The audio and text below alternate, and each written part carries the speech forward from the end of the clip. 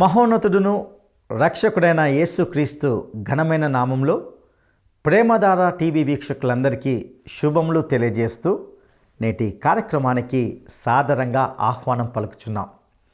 ఈనాటి పాఠంలో సంఖ్యాకాండము 17వ అధ్యాయాన్ని ధ్యానించుకోబోతున్నాం. ఇశ్రాయేలీయులందరూ వారి వారి పితరుల కుటుంబం చొప్పున ఒక్కో కర్ర చొప్పున తీసుకోమని యెహోవా మోషేకు ఆజ్ఞాపించాడు. ఎవరి కర్ర మీద వారి పేరు రాయాలని, లేవి కర్ర మీద మాత్రం అహరోను పేరు రాయాలని ఆజ్ఞాపించబడ్డారు. పితరుల కుటుంబ ప్రధానికి ఒకటే కర్ర ఉండాలి. ప్రత్యక్షపు గుడారంలో శాసనములు ఎదుట వాటిని ఉంచాలి. అక్కడ యెహోవా ఎవరిని ఏర్పరచుకుంటాడో అతని కర్ర మాత్రమే చిగురిస్తుంది. మోషే ఒక కుటుంబానికి ఒక్కొక్కటి చొప్పున 12 కర్రలు తెచ్చి ఇచ్చాడు. యెహోవా సన్నిధిని అహరోను కర్ర మాత్రమే చిగురించి పువ్వులు పూచి బాదము పండు కలదైంది. మోషే యెహోవా సన్నిధి నుండి ఆ కర్రలన్నింటినీ ఇశ్రాయేలీయులందరి ఎదుటికి తేగా ఎవరి కర్ర వారు తీసుకున్నారు. శాసనముల ఎదుట ఉంచి వారి తిరుగుబాటును అణిచివేశాడు. ఈ విధంగా మరికొన్ని సత్యాలను నేటి సందేశం ద్వారా తెలుసుకుందామా? ప్రియ సోదరీ సోదరులారా, నేటి మన పాఠం సంఖ్యాకాండం 17వ అధ్యాయం. ఏకాగ్రతతో వినండి. యెహోవా మోషేకు ఆజ్ఞాపిస్తూ అన్నాడు, నీవు ఇశ్రాయేలీయులతో మాట్లాడి ఒక పని చెయ్యాలి. వారి కుటుంబ ప్రధానుల నుండి ఒక్కొక్క కుటుంబానికి ఒక్కొక్క కర్ర చొప్పున తీసుకో. మొత్తం 12 కర్రలవుతాయి. ఎవరి కర్ర మీద వారి పేరు రాయి. లేవి కర్ర మీద మాత్రం అహరోను పేరు రాయాలి. పితరుల కుటుంబ ప్రధాని ఒకనికి ఒకే కర్ర ఉండాలి. ప్రత్యక్షపు గుడారములో నేను నిన్ను కలుసుకుంటాను. అక్కడ ఉన్న శాసనముల ఎదుట ఈ కర్రలను ఉంచాలి. అప్పుడు నేను ఎవరిని ఏర్పరచుకుంటానో అతని కర్ర చిగిరిస్తుంది. ఇశ్రాయేలీయులు మీకు విరోధముగా సనక్కుండా వారి సణుగులు నాకు వినబడకుండా మాన్పివేస్తాను. అంతటా ఒక్కొక్క కుటుంబ నాయకునికి ఒక్క కర్ర చొప్పున 12 కర్రలు తెచ్చి అతనికిచ్చారు. అహరోను కర్ర వారి కర్రల మధ్యన ఉన్నది. ఈ కర్రలన్నిటినీ మోషే సాక్ష్యపు గుడారములో యెహోవా సన్నిధిలో ఉంచాడు. మరునాడు మోషే సాక్ష్యపు గుడారములోనికి వెళ్ళి చూడగా లేవి కుటుంబానికి చెందిన అహరోను కర్ర చిగిర్చి ఉంది. అది చిగిర్చి పూలు పూచి బాదము పండ్లు కలది అయింది.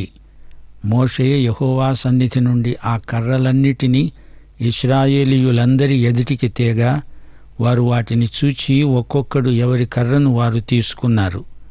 అప్పుడు యెహోవా మోషేతో అన్నాడు, తిరుగుబాటుదారులకు ఆనవాలుగా కాపాడబడినట్లు అహరోను కర్రను మరల శాసనముల ఎదుట ఉంచు.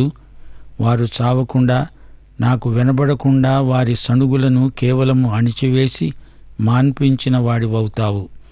అంతట మోషే యెహోవా చెప్పినట్లే చేశాడు. అయితే ఇశ్రాయేలీయులు మోషేతో అన్నారు, ఇదిగో మా ప్రాణాలు పోయినవి. మేమందరము నశించిపోయామంటే నశించిపోయాము. యెహోవా మందిరాన్ని సమీపించే ప్రతివాడు చస్తాడు. మేమంతా చావాల్సి ఉందా? సోదరీ సోదరులారా, చిగిరించిన అహరోను కర్ర పునరుత్థానానికి తార్కాణం. దేవుడు దీని ద్వారా అహరోను యాజక పరిచర్యను ధృవీకరిస్తున్నాడు. అహరోనే ప్రధాన యాజకుడు అని దేవుడు ఈ విధంగా పునరుద్ఘాటిస్తున్నాడు. పునరుత్థానమే ఇందులో ఇమిడి ఉన్న మార్మిక భావం. ఇశ్రాయేలీయులు చేసిందేమిటి? అహరోను మాకు దేవుని ప్రతినిధి, అతడొక్కడేనా దీనికి అభ్యర్థి అంటూ తిరుగుబాటు చేశారు. అహరోను యాజకత్వాన్ని స్థిరపరుస్తున్నట్లు దేవుడు చూపుతున్న ఈ సంకేతం ఎంతో అర్థవంతమైనది. ప్రతి నాయకుడు కుటుంబాల వారీగా తలా ఒక కర్ర తెచ్చాడు. ఈ కర్రలు అరణ్యములో నుండి తెచ్చారు. ఆ కర్రలను మంచి నగిషీగా అందంగా చిత్రిక పట్టారు. వాటి మీద తమ పేర్లు చెక్కించుకున్నారు. అయినా అవి కర్రలే, నిర్జీవ పదార్థాలు. ఈ కర్రలను తెచ్చి సాక్ష్యపు గుడారంలో ఉంచారు. ఆ కర్రలలో అహరోను కర్ర ఒకటి. అన్ని కర్రల్లాగే అహరోను కర్ర కూడా నిర్జీవ వస్తువే. అయినా ఏం జరిగిందేమిటి? అహరోను కర్ర చిగిరించింది. మరణములో నుండి జీవం వచ్చింది. పునరుత్థానము ద్వారా అహరోను యాజకత్వ పరిచర్య స్థిరపరచబడింది. ఈ కర్ర చిగిర్చింది, పూలు పూచింది, ఫలాలు ఫలించింది, బాదం పండ్లు కాచింది. కర్ర చిగిర్చింది, పూత పట్టింది. చెట్లు ఒక ఋతువులో ఆకులు రాలి మరో ఋతువులో తిరిగి చిగిర్చి ఫలిస్తాయి. గాని అది మరణములో నుండి జీవము కాదు. అలాగే గుడ్డులో నుండి పిల్ల పుట్టుకొస్తుంది. అందులో జీవాంకురం ఉంది. అయితే యేసుక్రీస్తు చనిపోయి తిరిగి సజీవంగా లేచాడు. మరణములో నుండి జీవం. ఇదే పునరుత్థానం. అహరోను కర్ర ఎండిపోయిన నిర్జీవ వస్తువు. అందులో జీవం లేదు, కాని అది చిగిర్చింది. మరణములో నుండి జీవం ఉద్భవిల్లింది. ఇది పునరుత్థానానికి సూచన. యేసుక్రీస్తు యాజక సేవ ఆయన పునరుత్థాన సత్యం మీద ఆధారపడి ఉంది. హెబ్రీ పత్రిక 7వ అధ్యాయం చెబుతోంది, యేసుక్రీస్తు ఇహలోకంలోనే ఉండిపోతే ఆయన మనకు యాజకుడు కాలేడు. యాజకుడు అహరోను గోత్రానికి చెందినవాడై ఉండాలి. యేసు చనిపోయి తిరిగి లేచినందుచేత ఆయన మనకు యాజకుడు కాగలిగాడు. దీన్ని బట్టి ప్రతి ఒక్కడూ ఆ విధంగా యాజకుడు కాజాలడు. హెబ్రీ పత్రిక 5వ అధ్యాయం 4వ వచనం, ఎవడునూ ఈ ఘనత తనకు తానే వహించుకొనడు గాని అహరోను పిలువబడినట్లుగా దేవుని చేత పిలువబడిన వాడై ఈ ఘనత నొందుతాడు. అహరోను దేవుని పిలుపు వల్ల యాజకుడయ్యాడు. రుజువేమిటి? చిగిరించిన అహరోను కర్ర. పునరుత్థానం. యేసుక్రీస్తు మృతులలో నుండి లేచి ప్రధాన యాజకుడయ్యాడు. ఆయన యాజకత్వం మారనిది. హెబ్రీ పత్రిక 7వ అధ్యాయం 25వ వచనం, ఈయన తన ద్వారా దేవుని యొద్దకు వచ్చేవారి పక్షమున విజ్ఞాపన చేయటానికి నిరంతరము జీవిస్తున్నాడు గనుక వారిని సంపూర్ణముగా రక్షించడానికి శక్తిమంతుడై ఉన్నాడు. ఈ రోజున యేసు సజీవుడు, దేవుని కుడిపార్శ్వమున ఉన్నాడు. మన కోసం విజ్ఞాపన చేస్తున్నాడు. ఆయన మన మహాప్రధాన యాజకుడు. మనమిప్పుడు ఆయన దగ్గరికి నిరభ్యంతరంగా వెళ్ళగలమంటే అది మనకెంతో భాగ్యం. హెబ్రీ పత్రిక 4వ అధ్యాయం 14 నుండి 16వ వచనం వరకు, ఆకాశమండలము గుండా వెళ్ళిన దేవుని కుమారుడైన యేసు అనే గొప్ప ప్రధాన యాజకుడు మనకున్నాడు గనుక మనము ఒప్పుకొనిన దానిని గట్టిగా చేపట్టుదాము. మన ప్రధాన యాజకుడు మన బలహీనతలయందు మనతో సహానుభవము లేనివాడు కాడు గాని సమస్త విషయములలో మనవలనే శోధింపబడినను ఆయన పాపము లేనివాడై ఉన్నాడు.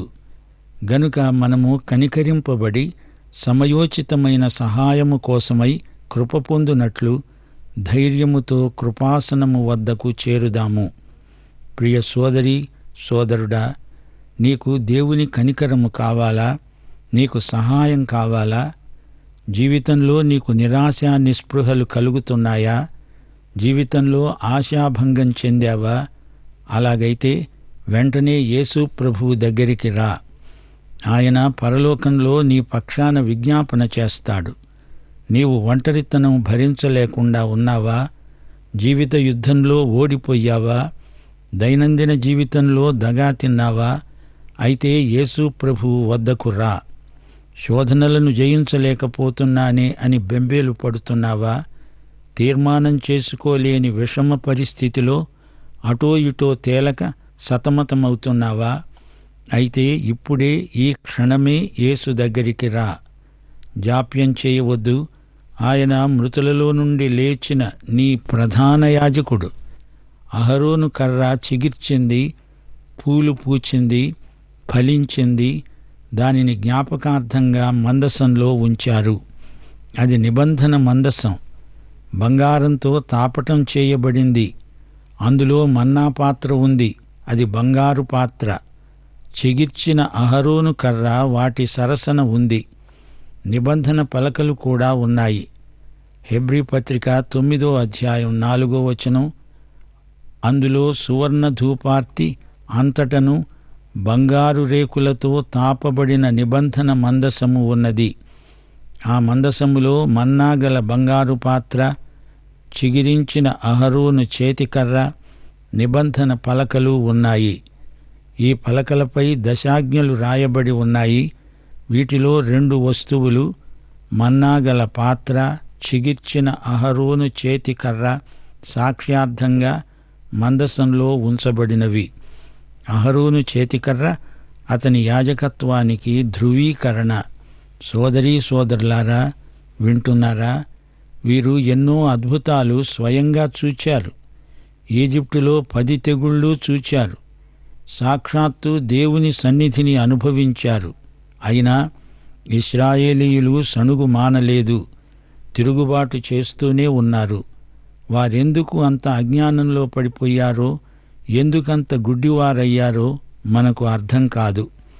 అయినా అడపాదడపా మనము అదే పని చేస్తూ ఉంటాము. అవునా? శతాబ్దాల తరబడి చారిత్రక అనుభవం మనకున్నది. రుజువులున్నాయి. మనకు అన్ని భాషల్లోకి అనువదించబడిన బైబిల్ ఉన్నది. భూగర్భ పరిశోధనల్లో, తవ్వకాలలో ఎన్నో రుజువులు దొరికాయి. నిరూపించబడిన వాస్తవం దేవుని వాక్యం. అయినా ఇంకా ప్రజలు దేవునికి అవిధేయులై తమ ఇష్టానుసారంగానే బరితెగి బతుకుతున్నారు. అలనాటి ఇశ్రాయేలీయుల్లాగే మనం కూడా ఆధ్యాత్మిక స్థితి కంటే భౌతిక పరిస్థితులకు ఎక్కువ ప్రాధాన్యమిస్తున్నాము. ఈ ప్రమాదం నుండి తప్పించుకోవాలంటే మనం హృదయపూర్వకంగా దేవుని నియమం ప్రకారం సేవ చెయ్యాలి. ఆయన నియమాలను మీరకూడదు. అర్ధమనస్కతతో సేవ చేసేవారు గమ్యాన్ని చేరుకోలేరు. లోతు భార్యలాగా అయిపోతారు. మధ్యలోనే ఉప్పు స్తంభంలాగా నిత్య నష్టానికి ప్రతీకలుగా నిలిచిపోతారు. సోదరీ సోదరులారా, కర్రలు మొత్తం 13. అహరోను కర్రతో కలిసి సంఖ్య 13 అవుతుంది. తిరుగుబాటుదారులు హతమైపోయినా దేవుడు ప్రత్యేకంగా అహరోను యాజకత్వాన్ని ధృవపరిచాడు. ప్రధాన యాజకత్వ పదవిని మరెవరూ ఆశించకుండా, దురాక్రమణ చేయకుండా దేవుడు ఈ విధంగా కట్టుదిట్టం చేశాడు. అంతకుముందు అహరోను అతిక్రమకారులైన ఇశ్రాయేలీయుల కోసం ప్రాయశ్చిత్తం జరిగించాడు. అది కూడా అహరోను యాజకత్వం దైవ నియామకం అనడానికి ధృవీకరణే. ప్రయాసపడి భారము మోయువో జనులారా, ప్రయాసపడి భారము మోయువో జనులారా, రండి రండి వేగమే రండి, త్వరపడిరా రండి, ప్రభు యేసుని చూడగరండి, మీ భారము తీరును రండి. హల్లెలూయా హల్లెలూయా హల్లెలూయా హల్లెలూయా హల్లెలూయా హల్లెలూయా హల్లెలూయా హల్లెలూయా. ప్రయాసపడి భారము మోయువో జనులారా,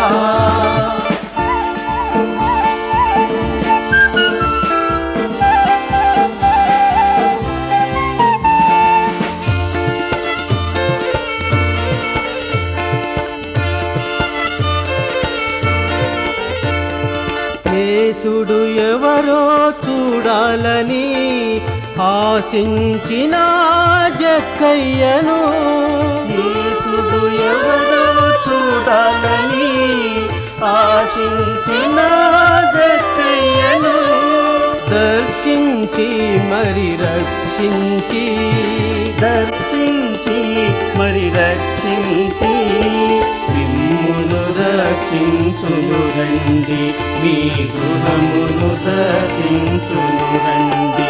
హల్లెలూయా హల్లెలూయా హల్లెలూయా హల్లెలూయా హల్లెలూయా హల్లెలూయా హల్లెలూయా హల్లెలూయా. భారము మోయువో జనులారా.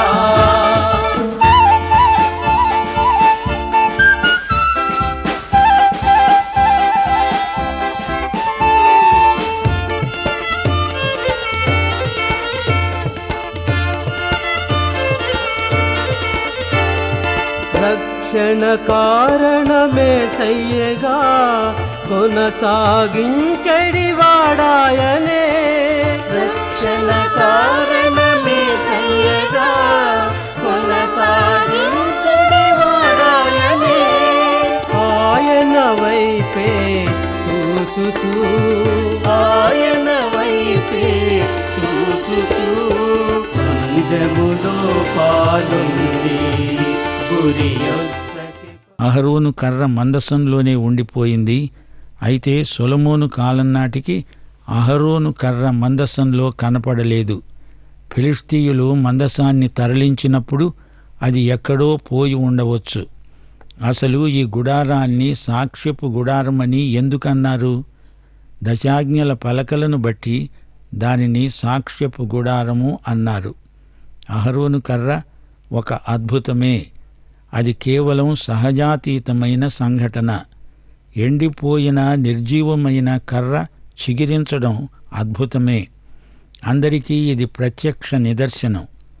అహరోను యాజకత్వాన్ని సవాలు చేసిన వారికి ఇది జవాబు. ఈ అద్భుతమైన కర్రను అందరూ స్వయంగా చూచారు. రాత్రికి రాత్రే అహరోను కర్ర మాత్రమే చిగిర్చింది.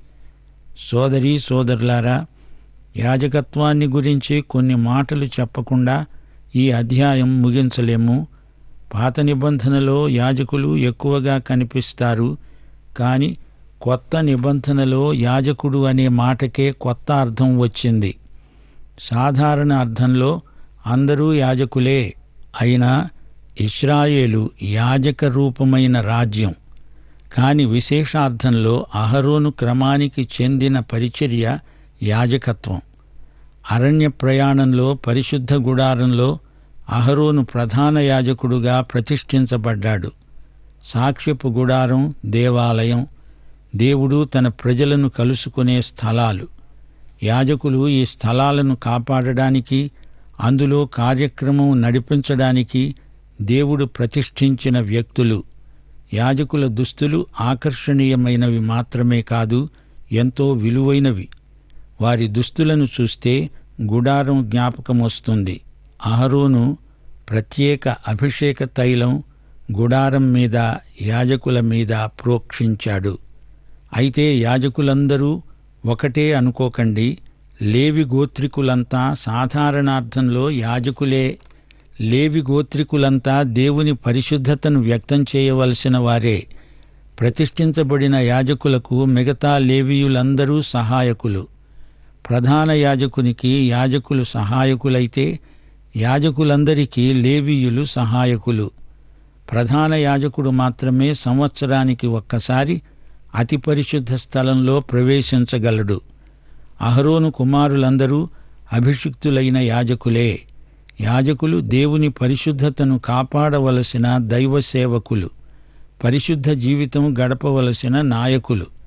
వారు పరిశుద్ధ గుడారాన్ని ఎంతో పరిశుభ్రంగా ఉంచుతారు, కాపాడుతారు. ఏ విధమైన మాలిన్యాన్ని ఆరాధన వాతావరణంలోకి రానియకుండా ఎంతో జాగ్రత్త వహిస్తారు. దేవునికి ప్రజలకు మధ్యవర్తులుగా వారు వ్యవహరించారు. ప్రవక్తకు యాజకునికి ఉన్న భేదం మనం గమనించాలి. ప్రవక్త దేవుని మాటలు ప్రజలకు వినిపిస్తాడు. అయితే యాజకుడు ప్రజలను దేవుని వద్దకు తీసుకువెడతాడు. యాజకులు బలులు అర్పిస్తారు. ప్రజల పాపాల నిమిత్తమై విజ్ఞాపనలు చేస్తారు. వీరు మధ్యవర్తులు మాత్రమే కాదు, పరిశుద్ధులై పరిశుద్ధ జీవితమందు ప్రజలకు మాదిరిగా జీవించవలసిన భక్తులు. బలులు అర్పించకుండా పాత నిబంధనలో దేవుని సన్నిధిలోకి రావటం అసాధ్యం. ఈ పరిచర్యలో యాజకులు ప్రధాన పాత్ర వహించారు. ధర్మశాస్త్రమును ప్రజలకు నేర్పవలసిన వారు యాజకులు, లేవీయులే. ప్రజలు దేవుని కట్టడలను గైకొనేటట్లు చూడాల్సింది యాజకులే. ప్రజలు పాపం చేస్తే అది దేవుని పరిశుద్ధతకు అభ్యంతరకరమని యాజకులు ఎల్లప్పుడూ ప్రజలకు బోధించాలి. అది వారి ధర్మం. అయితే పాత నిబంధన యాజకత్వ పరిచర్య అంతా క్రీస్తునందు నెరవేరింది. యేసుక్రీస్తే మన మహాప్రధాన యాజకుడు. ఈయన అహరోను కంటే శ్రేష్ఠుడు. అహరోనులాగా యేసు తన పాపాలను గురించి బలులు అర్పించనక్కర్లేదు. యేసు కేవలము పాపరహితుడు. తన యందు విశ్వాసముంచిన వారందరి కోసం తానే ఏకైక బలిగా శిలువపై రక్తం కార్చాడు. యేసుక్రీస్తు తరువాత దేవుని సంఘమందు ఒక క్రొత్త యాజకత్వం అమలులోకి వచ్చింది. ఇప్పుడు విశ్వాసులందరూ యాజకులే.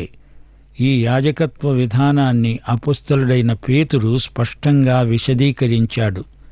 1 పేతురు 2వ అధ్యాయం 1 నుండి 10వ వచనం వరకు, దేవుని దృష్టికి ఏర్పరచబడినది అమూల్యము సజీవమునైన రాయి అయిన ప్రభువునొద్దకు వచ్చిన వారై యేసుక్రీస్తు ద్వారా దేవునికి అనుకూలములై ఆత్మ సంబంధమైన బలులను అర్పించడానికి పరిశుద్ధ యాజకులుగా ఉండేటట్లు మీరు సజీవమైన రాళ్లవలె ఉండి ఆత్మ సంబంధమైన మందిరముగా కట్టబడుతున్నారు. ఇదిగో నేను ముఖ్యమును ఏర్పరచబడినదియు అమూల్యము అయిన మూలరాతిని సీయోనులో స్థాపిస్తున్నాను. ఆయన యందు విశ్వాసముంచేవాడు ఏమాత్రము సిగ్గుపడడు అనే మాట లేఖనమందు రాయబడి ఉన్నది. విశ్వసిస్తున్న మీకు ఆయన అమూల్యమైన వాడు. విశ్వసింపని వారికైతే ఇల్లు కట్టేవారు ఏ రాతిని నిషేధించారో అదే మూలకు తలరాయి అయింది. అది అడ్డురాయి, అడ్డుబండ అయింది. కట్టేవారు వాక్యానికి అవిధేయులై తొట్టిల్లుతున్నారు. దానికే వారు నియమించబడ్డారు. అయితే మీరు చీకటిలో నుండి ఆశ్చర్యకరమైన తన వెలుగులోనికి మిమ్ములను పిలిచిన వాని గుణాతిశయములను ప్రచురము చేసే నిమిత్తము ఏర్పరచబడిన వంశము, రాజులైన యాజక సమూహము, పరిశుద్ధ జనము, దేవుని సొత్తయిన ప్రజలు అయి ఉన్నారు. పాఠం ఇంతటితో సమాప్తం. ప్రియ సోదరీ సోదరులారా, ఒక్క క్షణకాలం ఆలోచించండి. యేసు ప్రభు మన కోసమే ఈ లోకానికి 2000 సంవత్సరాల క్రిందట వచ్చాడు. మన కోసమే ఆయన ఎన్నో శ్రమలు అనుభవించాడు. మన మధ్య సంచరించాడు. మనకు ఎన్నో మేళ్లు చేశాడు. చిట్ట చివరకు ఆయన శిలువ మీద తన అమూల్య రక్తం మన కోసమే కార్చాడు. ఎందుకు ఆయన చనిపోయాడు? ఎందుకు ఆయన తిరిగి లేచాడు? దీనికి ఒకే ఒక జవాబు ఉన్నది. ఆయన మనల్ని రక్షించాలని, మనకు ఆయన ప్రభువై ఉండాలని ఆయన కోరిక. ఆయన మనలో ప్రతి ఒక్కరికి ప్రభువు. ఆయనకు చెంది ఉన్నాము. మనము ఆయనకు అప్పగించుకోవాలి. మన జీవమును, ఆత్మను ఆయనకే సమర్పించుకోవాలి. రోమాపత్రిక 12వ అధ్యాయంలో మొదటి 2 వచనాలు మరి ఒకసారి జ్ఞాపకం చేసుకోండి. మీరు మీ యొక్క జీవమును, ఆత్మను, శరీరమును సజీవయాగముగా ఆయనకు సమర్పించుకోండి అని భక్తుడు ఎంతో ప్రాధేయపడి మనల్ని అడుగుతున్నాడు. కనుక ఈ సమయమందు మనమంతా వ్యక్తిగతంగా ప్రభువుకు మనల్ని మనమే సమర్పించుకోవాలి. ఉత్తమము, అనుకూలమునైన దేవుని చిత్తమేదో పరీక్షించి తెలుసుకొనున్నట్లు మన మనస్సు మారి నూతన మగుట వలన రూపాంతరం పొందాలి. అట్టి రూపాంతర అనుభవం మనకు కలగాలంటే ఇప్పుడే, ఈ క్షణమే ప్రభువైన యేసుక్రీస్తు దగ్గరికి వచ్చి ఆయనకు నిన్ను నీవు సమర్పించుకో. నీవు ఆయనకు చెంది ఉండాలి. అందుకే అపొస్తలుడైన పౌలు రోమాపత్రిక 14వ అధ్యాయం 7వ వచనం నుండి అంటున్నాడు, మీరు ఆయనకు చెంది ఉన్నారు. మనము బ్రతికినా చనిపోయినా ప్రభువు వారమే. ఆయనకు చెంది ఉన్నాము అనే ఈ అనుభూతి మనల్ని అనుదినము మారుస్తుంది. యేసు రూపానికి మారుస్తుంది. రూపాంతర అనుభవం. ఇప్పుడే మీరందరూ తలలు వంచండి, ప్రార్థన చేసుకుందాం. మనల్ని మనమే ప్రభువుకు సమర్పించుకుందాం. ప్రభువా, దేవా, నీవు మాకు అనుగ్రహించిన ఈ సందేశం మా జీవితాలకు అన్వయించుకొని మేము ఎంతో ఆశీర్వదించబడుతున్నాము. ఎందుకనగా నీ ప్రియకుమారుడైన యేసుక్రీస్తు చనిపోయి తిరిగి లేచి ఆరోహణమై తిరిగి రానై ఉన్నాడు. ఈలోపుగా ఆయనే మాకు రాజుగా, ప్రభువుగా ఉండాలని కోరుతున్నాడు. అందుచేత మేమందరము వ్యక్తిగతముగా మమ్ములను మేము నీకు సమర్పించుకుంటున్నాము. మమ్ములను ఆశీర్వదించండి, మమ్ములను బలపరచండి. మీ పరిశుద్ధాత్మ మాలో ఉండి మా ఆత్మలకు ఎల్లప్పుడూ మేము దేవుని బిడ్డలమని, దేవుని బిడ్డలకు తగినట్లుగా జీవించాలని ప్రబోధిస్తున్నాడు. అట్టి కృప మాకు దయచేసినందుకు మీకు కృతజ్ఞతాస్తుతులు. మరి ఒకసారి మా శ్రోతలందరినీ మీ హస్తాలకు సమర్పించుకుంటూ మా సమర్పణను అంగీకరించుమని, మహిమ పొందుమని యేసుక్రీస్తు వారి శుభనామమున ప్రార్థన చేస్తున్నాము తండ్రి. ఆమేన్. ప్రియులారా, ఇంతవరకు మనము సంఖ్యాకాండము 17వ అధ్యాయం నుండి కొన్ని శ్రేష్టమైన సత్యాలను నేర్చుకుని ఉన్నాం. ఇశ్రాయేలులందరూ వారి వారి పితరుల కుటుంబం చొప్పున ఒక్కో కర్ర చొప్పున తీసుకోమని, ఎవరి కర్ర మీద వారి పేరు రాయాలని, లేవి కర్ర మీద మాత్రం అహరోను పేరు రాయాలని యెహోవా మోషేకు ఆజ్ఞాపించినట్లుగా చూశాం. పితరుల కుటుంబ ప్రధానికి ఒక్కటే కర్ర ఉండాలని, ప్రత్యక్షపు గుడారంలో శాసనముల ఎదుట వాటిని ఉంచాలని ఆజ్ఞాపించాడు. అక్కడ యెహోవా ఎవరిని ఏర్పరచుకుంటాడో అతని కర్ర మాత్రమే చిగురిస్తుందని చెప్పి మోషే ఒక కుటుంబానికి ఒకటి చొప్పున 12 కర్రలు తెచ్చి ఇచ్చాడు. అప్పుడు యెహోవా సన్నిధిని అహరోను కర్ర చిగురించి పువ్వులు పూచి బాదము పండు కలదైంది. చిగురించిన అహరోను కర్ర పునరుత్థానానికి సూచనగా ఉంటుంది. అహరోను యేసుక్రీస్తు కంటే శ్రేష్ఠుడు. ఎందుకంటే యేసుక్రీస్తు చనిపోయి తిరిగి సజీవంగా లేచాడు. ఆయన మరణం నుండి జీవాన్ని మనకు ప్రసాదించాడు. ఇదే పునరుత్థానం. యేసుక్రీస్తు యాజక సేవ ఈ సత్యం మీదనే ఆధారపడి ఉన్నది. యేసు మరణ పునరుత్థానముల వలన మనకు యాజకుడు కలిగాడు. యేసు యొక్క మరణ పునరుత్థానముల వలన మనకు ఆయన యాజకుడు కాగలిగాడు. తద్వారా మన పక్షంగా నిరంతరము ఆయన విజ్ఞాపన చేస్తాడు. ప్రియ సహోదరుడా, సహోదరి, నీ జీవితంలో నిరాశ చెందినట్లయితే, ఓటమి నీకు ఎదురైనట్లయితే వెంటనే యేసు యొద్దకు రాగలవు. సనుగులు, తిరుగుబాట్లు దేవునికి అసహ్యం. ఇది ఇశ్రాయేలీల నైజంగా మారింది. మోషే యెహోవా సన్నిధి నుండి ఆ కర్రలన్నిటినీ ఇశ్రాయేలులందరి ఎదుటకు తెచ్చి శాసనముల ఎదుట ఉంచి వారి తిరుగుబాటును అణిచివేశాడు. ఈ సత్యాలు మీ జీవితాలకు అన్వయించుకొని ఆశీర్వదించబడగలరు. అతి కృప దేవుడు మీకు దయచేయనుగాక. దైవాశీస్సులు.